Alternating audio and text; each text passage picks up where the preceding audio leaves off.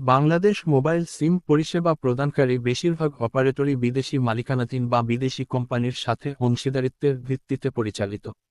নিচে প্রতিটি অপারেটরের মালিকানা সম্পর্কিত তথ্য দেওয়া হলো।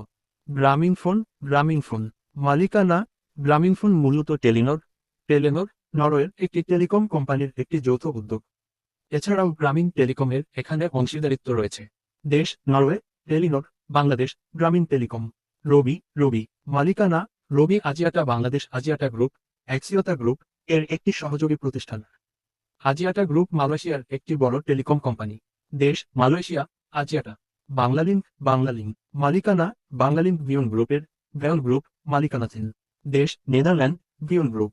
এয়ারটেল বাংলাদেশ ছিল ভারতী এয়ারটেলের একটি অংশ।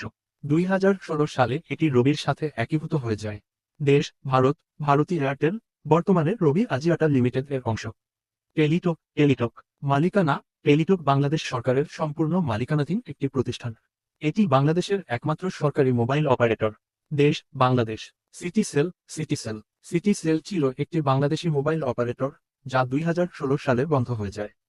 এর মালিক ছিল প্যাসিফিক বাংলাদেশ টেলিকম লিমিটেড বা অ্যাপেক্স গ্রুপ, যা একটি স্থানীয় কোম্পানি ছিল। দেশ বাংলাদেশ। ধন্যবাদ।